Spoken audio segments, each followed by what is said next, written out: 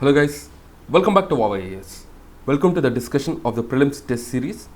As you all know, we are discussing Vision Prelims test series using the summary documents prepared by VOW DAYS, and this is the second Prelims test and this is part 4 where we are going to discuss from question number 76 to question number 100. Let's quickly begin, but before that a small information. The PDF used for the lecture is the summary document prepared by us. So this summary document, what we have tried to do is we try to remove all the non-important things and keep all the important things and concise the things so that you can revise the same content multiple times in less number of pages. That is the main intention. Now let's quickly begin with the 76th question. So the 76th question is on the zonal council. The zonal council, if you see, it is a statutory body.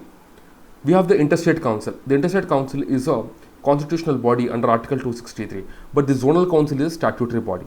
The zonal council is established by the States Reorganization Act of 1956. It divided the country into 5 zones: the north, central, east, west and southern. And later on in 1971, with a separate act, even the Northeast Council was created. Okay. Another important information is the interstate council is headed by the Prime Minister, whereas the zonal councils are headed by the Home Minister. That is the key difference, major difference. The interstate council discusses the issues between the center and various other states, but the zonal council discusses issues with regard to a specific zone. The broad objectives of these zonal councils, if you see, promoting the cooperation between the states, union territories and center, discussing recommendations with respect to the economics and social planning, linguistic minorities, the border disputes, interstate transport, etc. They are only deliberative and advisory bodies. And section 17(1) of the State Reorganization Act, it says that the zonal council shall meet from time to time as the chairman may decide. So it's not a permanent body. It's not a permanent body. So when and where there is the requirement, the zonal council will be established and the members will meet. The Punchi Commission said that the zonal council should meet at least twice a year to the maximum for the effectiveness of policies having the interstate ramifications. So though the Punchi Commission, Sarkari Commission gave various recommendations, but they are not followed. They are not followed in general. The Sarkari Commission recommended for the permanent establishment of the interstate council, but still we can see that the interstate council is established from time to time according to the need, but it is not a permanent body even now. But it's a constitutional body, whereas the zonal council is a statutory body. Let's move on to the 77th question, Article 124(4). So this article deals with the process. So here the question talks about the process of removal of judges, the Supreme Court judge and the High Court judge. So Article 124(4), it talks about the process for the removal of Supreme Court judge, and the same is followed for the High Court judge under Article 218. The details of the process of impeachment are given in the Judges Inquiry Act of 1968. Both Supreme Court judge and High Court judge can be removed in a similar way. They have to be removed in a similar way until and unless they retire. The High Court judge can be removed in the same manner and also on the same grounds. What are the grounds?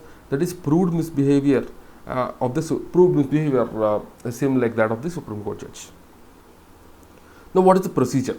Procedure for the removal of the judges. The procedure, if you see, for the removal, a motion has to be passed either in Lok Sabha or in Rajya Sabha.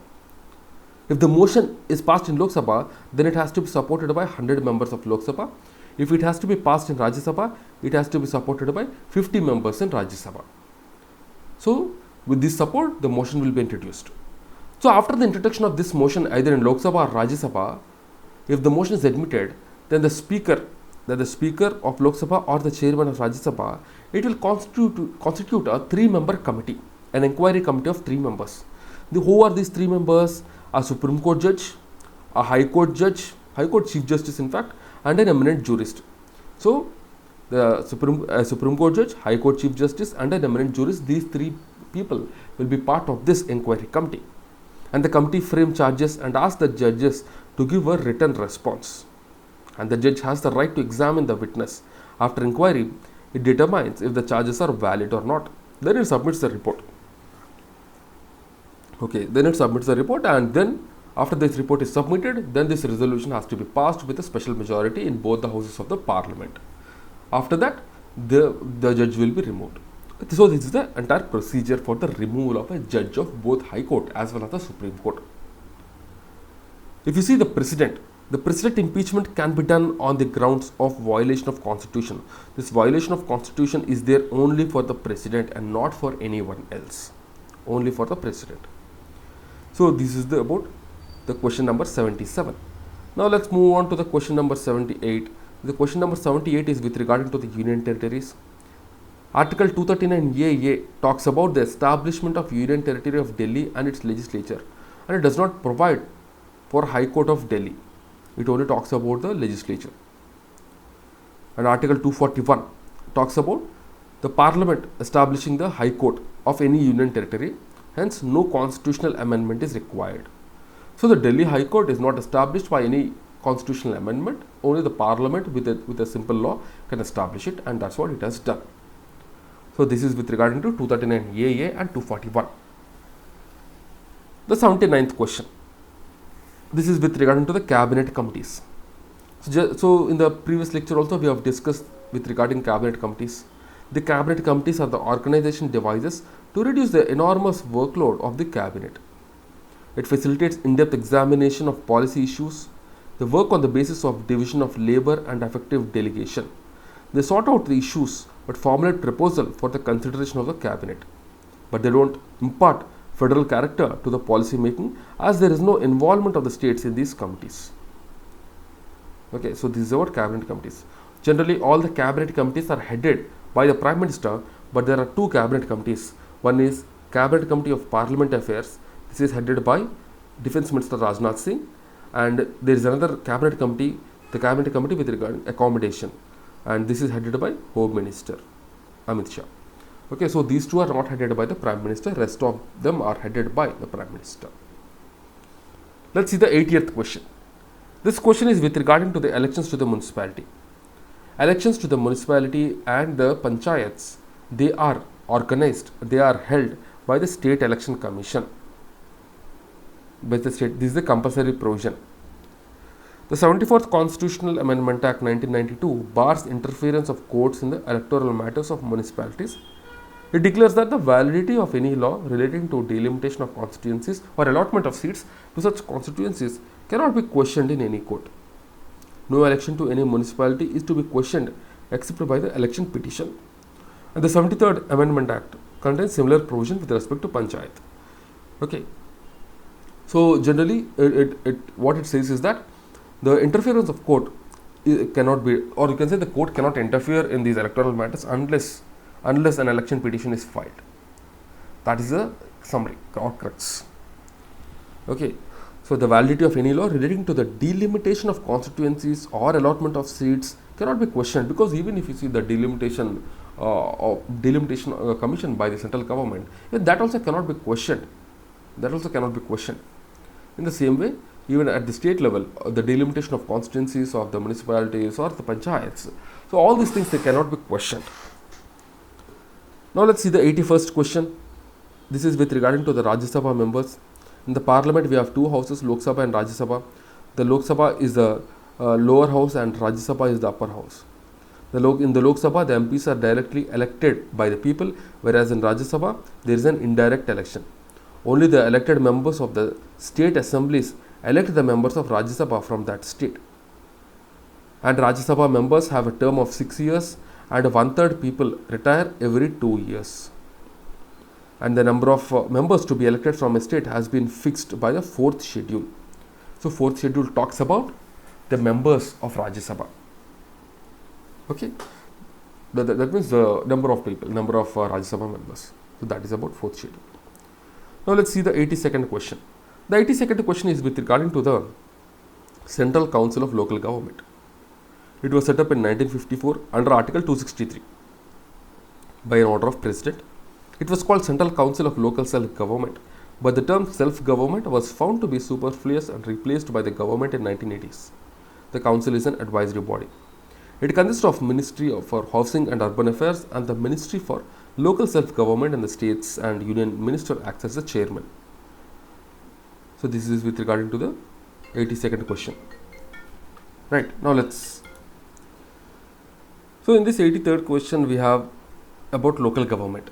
The local government is basically set up to promote active participation of the citizenry, the local government at village and district levels, it will it will ensure that people participation increases, and it will ensure decentralization of the decision making power. The people will be involved in the decision making even at the grassroots levels. Next, 84th question is about the refugees.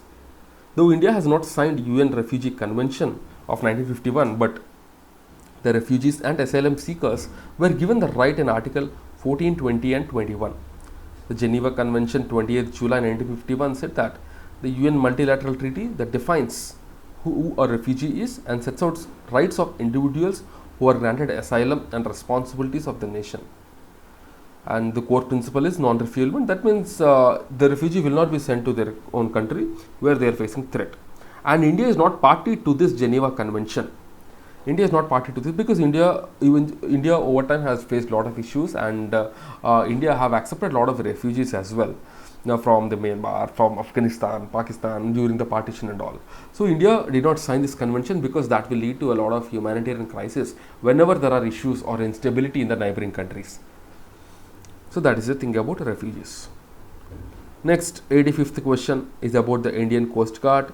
So the raising day of Indian Coast Guard is celebrated on 1st of February every year. So 46th raising day was celebrated on the February 1st, 2022. The Indian Coast Guard, if you see, they ensure that the maritime law enforcement is carried on and rescue agency of India within the jurisdiction of its territorial waters, including its contiguous zone and exclusive economic zone. So we have three zones: the territorial waters, the exclusive economic zone, as well as the international waters. In the territorial waters and exclusive economic zone, the Coast Guard will have all the powers, whereas in the international waters, it is the Navy who will guard. The Coast Guard was set up on the 1st of February 1977 under the Coast Guard Act, and the duties is the safety of artificial islands and offshore terminals, preservation of marine environment. They are engaged with environment preservation, including flora and fauna. They conduct regular training for all the stakeholders and oil agencies and validate various contingency plans. Also, they assist the customs and other authorities in anti-smuggling operations. They ensure enforcement of maritime laws, and also they ensure safety and life and property at sea, collection of scientific data as well. So this is with regard to the Indian Coast Guard. Next, 86th question is with regard to the tribal festivals.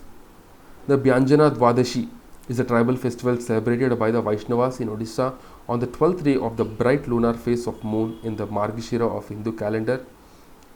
Next is Medaram Jatara. The Medaram Jatara is a biennial festival, and it is the second largest fair of India after Kumbh Mela, celebrated by the Koya tribe for 4 days. It has no Vedic or Brahminical influence. So Jampanavagu river, which is a tributary of Godavari, is worshipped as a part of this ritual. It is celebrated in the state of Telangana and surrounding regions. The Nyokum Yulo, if you see, it is a tribal festival of Arunachal Pradesh celebrated by Nishi tribe every year from 23rd to 27th February. The Nyok means land and Kum means togetherness. They celebrated to worship Nyokum goddess so that they can harvest plenty of crop. It marks the welcoming of all the deities on the Mother Earth, and they seek their blessing for the survival floods and droughts. Now let's see this 87th question. This is with regard to the Chief Minister. Chief Minister is the real head of the state.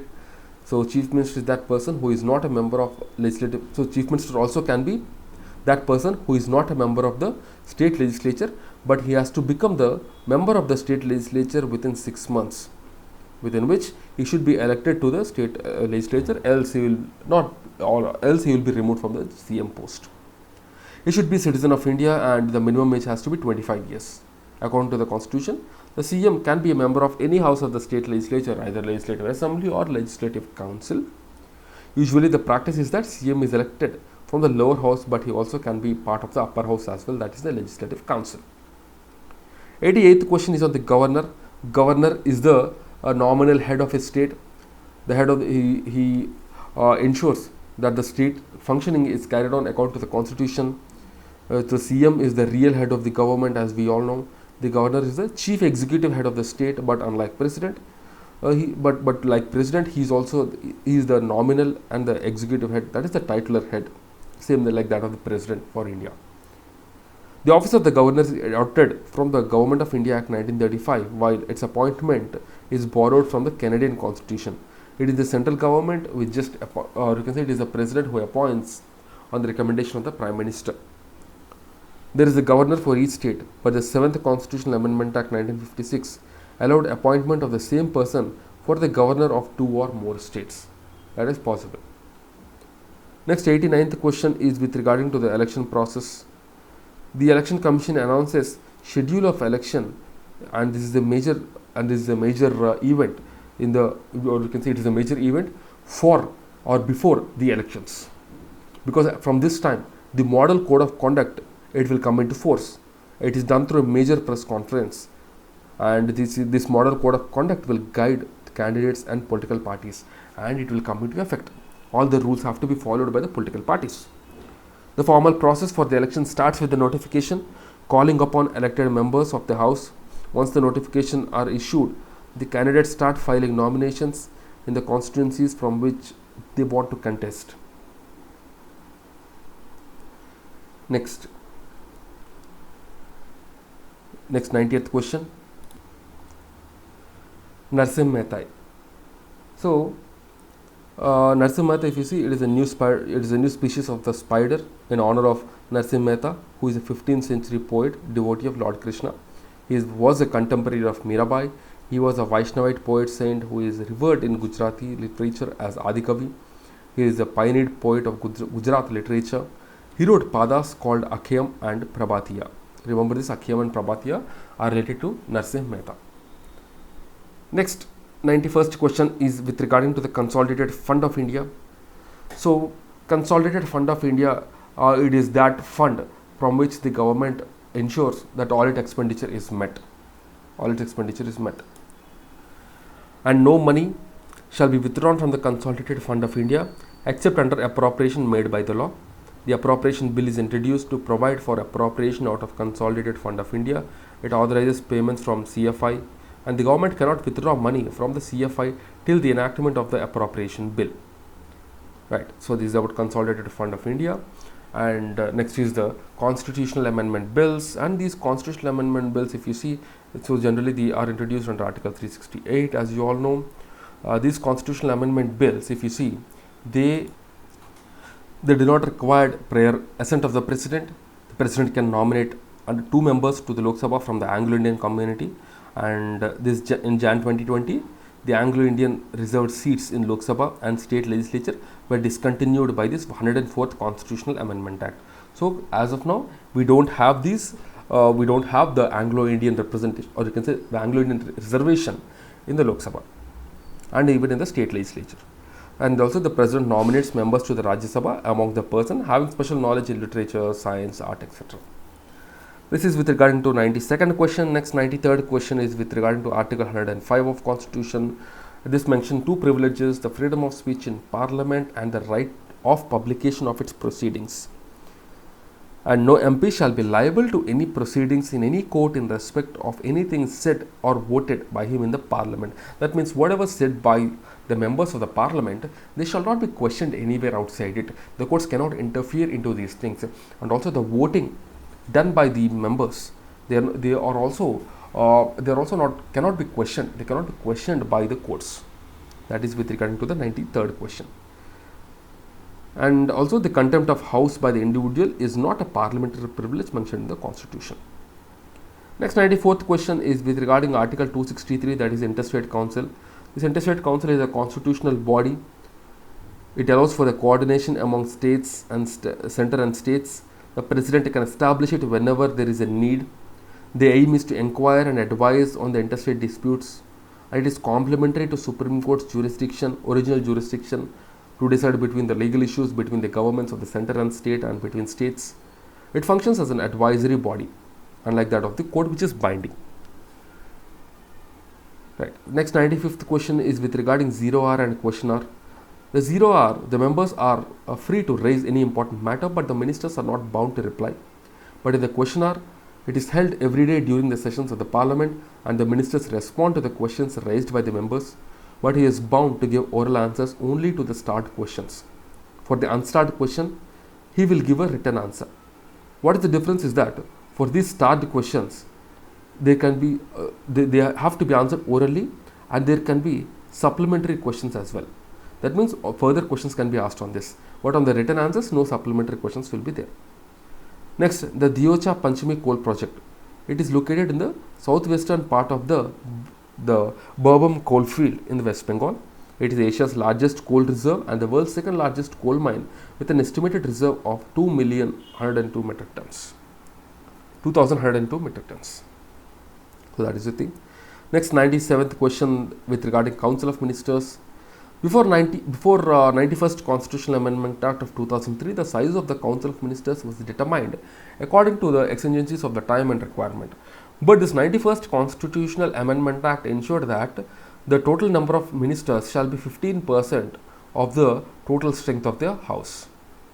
And when there is no party, no party had the clear majority, so because of the temptations, what they used to do is they used to appoint a lot of people as ministers. But now this number of ministers, or the Council of Ministers strength, is limited to 15% of the total number of ministers, or total number of members of the House. And the Council of Ministers is responsible to the Lok Sabha and the Legislative Assembly. Next, 98th question with regarding national strategy on additive manufacturing. So additive manufacturing, this is released by the METI, that is Ministry of Electronics and Information Technology. India's share in the additive manufacturing is about 5%, and to add 1 billion to GDP by 2025 is so these are the targets. So the additive manufacturing is nothing but a 3D printing to a certain extent, and the technology that constructs 3D objects from the digital model or computer aided design, the CAD models, by adding material layer by layer. The US's market share on the additive manufacturing is 36%, EU's market share is 26%, China's is 14%, and India's is 1.4% of the global market share. The applications, if you see, the applications are there in the field of health, and it is called as bioprinting. Even there are applications in the military, electronics, housing, etc. So recently, as you all know, the former Japanese Prime Minister Shinzo Abe was killed, and the person who killed Shinzo Abe, the perpetrator, has used this 3D printing to manufacture a gun. He made the gun on his own using this 3D printing. So these are various applications. Next, the term of Prime Minister. The term of Prime Minister generally is not fixed. He holds the office during the pleasure of the President. So pleasure of the President doesn't mean literally, but he will be in office till the time he enjoys the confidence of the Lok Sabha. He must resign, or the President will dismiss if he loses the confidence. Since Prime Minister is the head of the Council of Ministers, other ministers cannot function when the Prime Minister dies. So the Council of Ministers or the entire ministry will be dissolved when the Prime Minister loses majority, or he loses this confidence of the Lok Sabha. And the Constitution has not specified any selection procedure for the Prime Minister. Generally, it is based on the convention that the leader of majority party, he will be called to form the government. Next, House of the Parliament, the 100th question. So Rajya Sabha can discuss budget but cannot vote on the demand for grants. Amendment of the Constitution can be initiated in either house. Rajya Sabha can authorize Parliament to create All India services, which is common to both center and states. Right? And this is done according to Article 312. So these are the questions for the day. So we have discussed all the 100 questions of the second test. Next, in the next lecture, we will start with the third prelims test of Vision IAS. So these are the various summaries which we are preparing. Vision Prelims Test Series Summary, Vision Mains Test Series Summary, Vision Monthly Magazine. So you can avail the combo of all these summaries at just rupees 2499. So you will have support for the entire year and all the tests and all. So do check our Telegram channel for this information, and you can also check the samples over there. Right? So if you have any more queries, do get back to us via comments. We will definitely answer them. Or you can even write us over the mail as well. So that's it, guys, from my side. I'll see you again tomorrow with the next set of MCQs. Till then, keep studying and stay tuned. Jai Hind.